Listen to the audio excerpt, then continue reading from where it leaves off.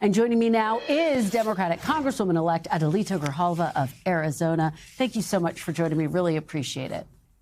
Thank you for having me.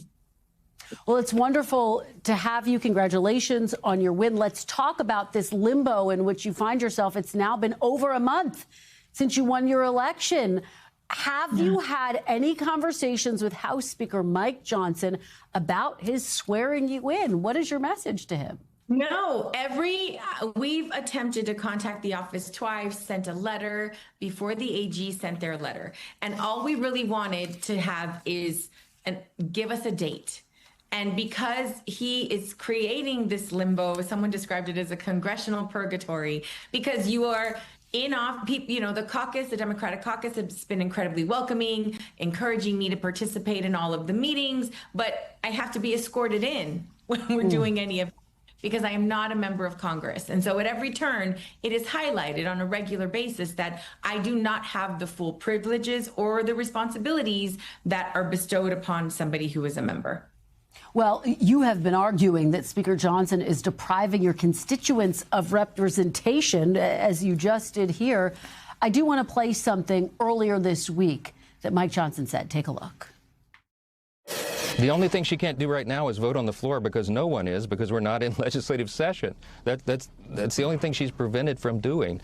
There's a lot of important casework to be done by her constituents who need help and need guidance right now, and she could be on the phone all day long, as the rest of us are, trying to help her constituents navigate through it. It's a bit of a red herring for her to say there's nothing for her to do. What's your response? Is it a red herring? No. His assessment of the situation is the problem. And the fact that, you know, what he is doing is trying to set up a case that I can do all of the things. I don't have a budget. I can't open up an office in district. Those are essential things. I technically do not have constituents until I am in office. That's the situation that Michael Johnson has put me in. He's put me in this limbo where, you know, I'm in an office space, but there's so many things that I cannot do. And that is the problem. And I really am so disappointed in his leadership and the way he is trying to mislead the public as to what I can and cannot do. His job is to swear me in. How about he does his job, then I can do mine. Well, a number of your fellow Democrats have accused the House Speaker of refusing to swear you in because they say he doesn't want to hold that vote that on the Epstein files.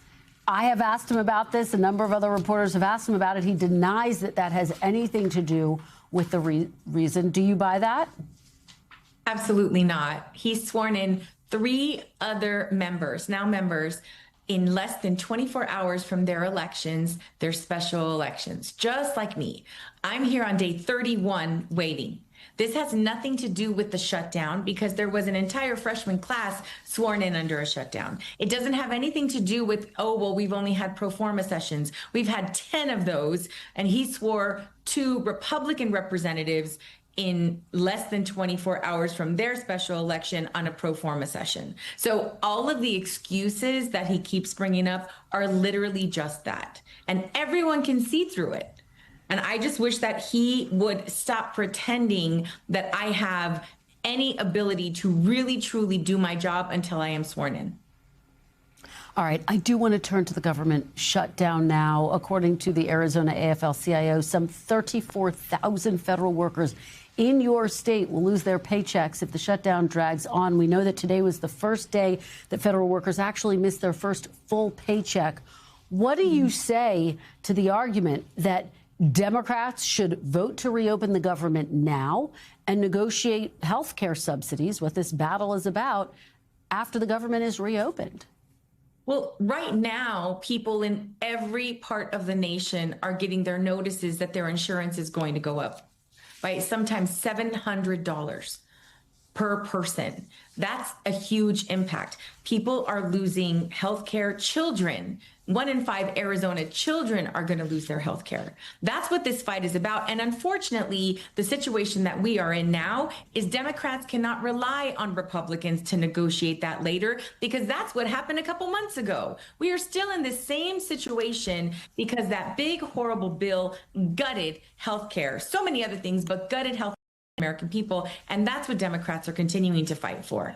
So let me ask you, because there has been some discussion on Capitol Hill, particularly among moderate Republicans. It would basically include a 1-year extension for those Obamacare subsidies, which are set to expire at the end of the year.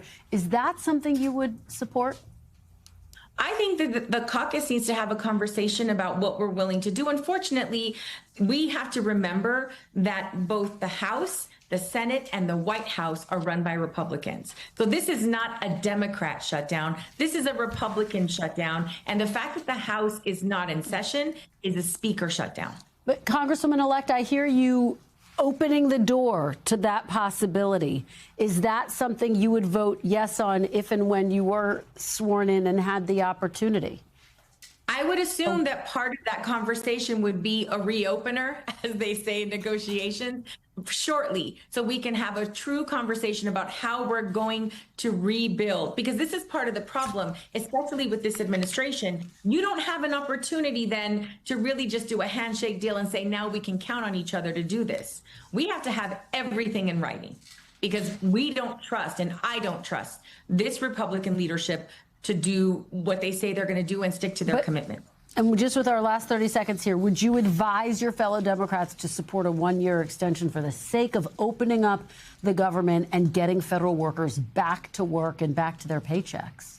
We have to reopen the government. We absolutely do. I encourage, and Democrats have been ready to work and to negotiate. That's not something that one individual can push for, but I want to make sure that we do it together. All right, Congresswoman-elect Adelita Grijalva, thank you so much. We appreciate it. We thank you for watching, and remember, stay updated on breaking news and top stories on the NBC News app or watch live on our YouTube channel.